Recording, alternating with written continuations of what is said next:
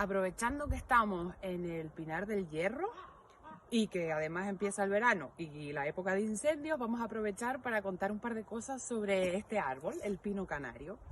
El pino canario es un pino endémico de las Islas Canarias. Eso quiere decir que es exclusivo, que esta especie no se encuentra en ningún otro lugar del mundo, sino solo en las Islas Canarias occidentales.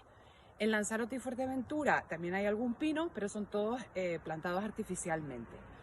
Este pino es una auténtica máquina de supervivencia porque aunque el ancestro es mediterráneo, al caer aquí en las islas se ha adaptado muy bien a las condiciones de aquí, a los suelos pobres, a cambios térmicos, al vulcanismo que genera gran cantidad de incendios. Se ha adaptado a estas condiciones y es capaz de sobrevivir casi en cualquier medio.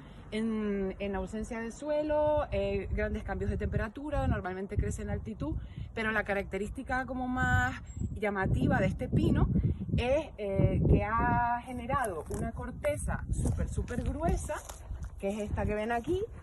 Además se ve claramente las señales de que se ha quemado.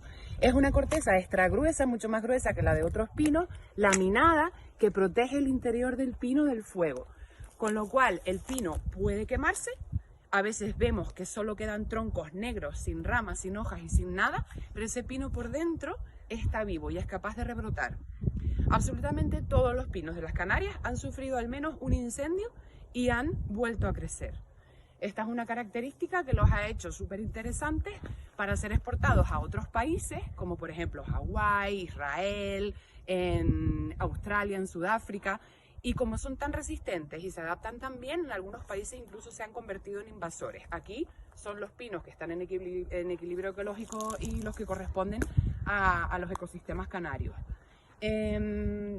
Son los bosques de pino pues bastante ricos en biodiversidad, sobre todo en cuanto a aves, a murciélagos y también a invertebrados. El pino cuando es joven tiene como una formita más como esta que se ve aquí, ¿no? Más cónica, así.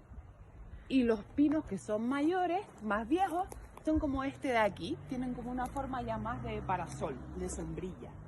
Y cuando los pinos son viejos, en el interior del pino se crea una madera que ha sido muy apreciada, que es la madera de tea.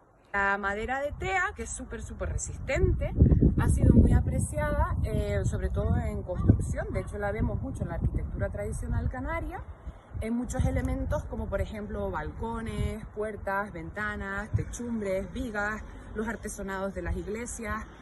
Y la tea, entre otros motivos, fue pues la causa por la que estos bosques sufrieron muchísima tala después de la conquista. Pero no fue la construcción la cosa que más esquilmó los bosques de pino canario, sino sobre todo que se utilizó como combustible para la industria de la caña de azúcar. Para obtener el azúcar hacía falta quemar grandes calderas con el guarapo, que es el líquido que se extrae de la caña. Entonces, para poder cristalizar el azúcar se quemaron grandísimas cantidades de madera de pino canario y los bosques menguaron. Y después otra industria, que fue la de la brea, que es la resina quemada del pino. Los pinos más resinosos cogían y se quemaban, y de ahí se obtenía como una especie de alquitrán que se utilizaba para impermeabilizar los barcos. Entonces, los bosques de pino canario sufrieron muchísima tala hasta que estuvieron a punto de desaparecer. Y a partir de los años 50 del siglo XX empezaron grandes campañas de repoblación, de forma que casi todos los pinos que vemos hoy en día son plantados, son repoblados. Desgraciadamente, casi cada año en Canarias vivimos grandes incendios de zonas de pinar.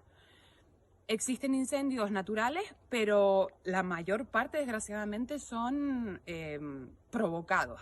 Pueden ser descuidos, puede ser un cristal que queda, que hace efecto lupa, puede ser una colilla tirada, muchas veces pues también descuidos humanos o incluso pirómanos que desgraciadamente se meten en los bosques de pino canario y les prenden fuego. Entonces, ahora como se acerca esta campaña, pues tener muchísimo cuidado de hacer barbacoas, de tirar esas colillas. Si vemos algún resto de cristal por el bosque, pues recogerlo para disminuir esas posibilidades. Y también se habla muchísimo del tema de la pinocha, que ha habido muchísima controversia con que sí, los incendios son porque hay mucha pinocha en el suelo. La pinocha del pino cumple su función. Esto no es un jardín que haya que limpiar. Los bosques es naturaleza, entonces la pinocha que cae al suelo cumple función de tapar el suelo, de guardar la humedad y también le da cobijo a mucha pequeña fauna que vive dentro, y además también aporta materia orgánica, ¿no? Es la parte de arriba que cae abajo y se vuelve a incorporar al suelo como materia orgánica. Entonces, el tema de limpiar la pinocha, pues a priori no parece una muy buena idea. Sobre la pinocha es curioso porque nos permite incluso distinguir el pino de otros, ¿no? La pinocha, digamos que son las hojitas, están agrupadas como en una base de 3 en 3. Entonces esto nos permite diferenciarla de otros tipos de pinos que pueden ir agrupados pues con otros números. Pero el pino canario tiene esta base y las acículas, que serían las hojitas, van de 3 en 3 y son especialmente largas. Hay otros pinos que van de 3 en 3, pero las acículas son mucho más cortas, a lo mejor la mitad. Entonces esto es una característica súper especial porque permite al pino tener más superficie en la que condensar el agua atmosférica, con lo cual esas gotitas que se van condensando van cayendo al suelo y van también recargando el acuífero. Entonces los pinares son también muy importantes a la hora de aportar agua al suelo. Un pino consume mucha menos agua del suelo de la que aporta, con lo cual tienen una función ecológica esencial en islas pues, donde el agua no es precisamente abundante. Bueno, y para cerrar, me gustaría hacer un llamamiento para que todos nos impliquemos en cuidar y en conservar estos bosques de pino canario durante todo el año, pero especialmente ahora en verano, que es cuando corren más peligro de incendio.